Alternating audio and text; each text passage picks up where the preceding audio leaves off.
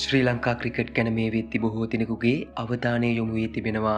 මෙවර ලෝක කුසලාන 2020 ක්‍රිකට් තරගාවලියේදී ශ්‍රී ලංකා ක්‍රිකට් කණ්ඩායම දියත් කළ අතිශය දුර්වල ක්‍රීඩා විලාසය හේතුවෙන් ශ්‍රී ලංකා ක්‍රීඩකයන්ට පුහුණුකරුවන්ට හා ක්‍රිකට් පරිපාලනයටම දැවැන්ත විවේචනයක් සමාජය තුළින් එල්ලවනවා.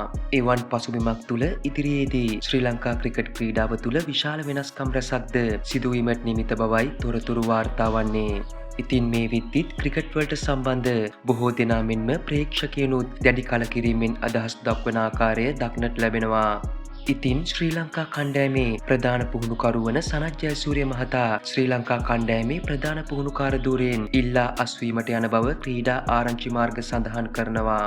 ඔහුගේ කොන්තරාත්තු කාලය තවදුරටත් පවතින තත්ත්වයක් තුළ තමයි ඔහු මේ තීරණය ගන්නට සැරසෙන්නේ.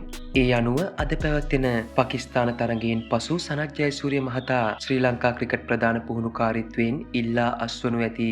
සනත් ජයසූරියගෙන් හිස්වන ශ්‍රී ලංකා කණ්ඩායමේ ප්‍රධාන පුහුණුකාර ධුරය විදේශීය පුහුණුකරුවෙකුට ලබා දීමට සූදානමක් පවතින බවද වාර්තා වනවා.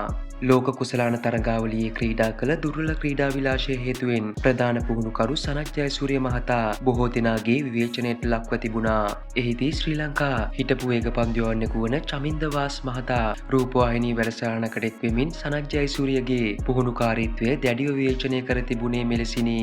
ඇත්ත තිත්තයි මම මෙතෙන්ට ඇවිත් කතා කරන්නේ ක්‍රිකට් පාලක මණ්ඩලයේ ජොබ් එකක් ගන්න නෙමෙයි. හැබැයි සමහර ක්‍රීඩකයෝ පුහුණුකරුවෝ එක එක මාධ්‍ය ආයතන වලට ගිහින් රඟලා බොරු කියලා හිටපු පුහුණුකරුවන්ගේ ජොබ් නැති කරලා එයාලා දැන් එතනට ගිහින් කරන්නෙත් ඒකමයි.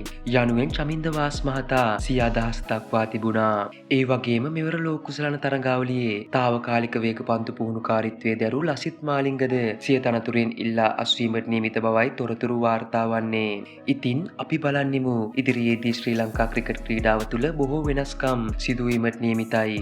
ඉතින් ශ්‍රී ලංකා ක්‍රිකට් ක්‍රීඩාව තුළ විය යුතු වෙනස්කම් මොනවාද? ඔයාලගේ අදහසත් පහලින් කමෙන්ට් කරන්න යන්න.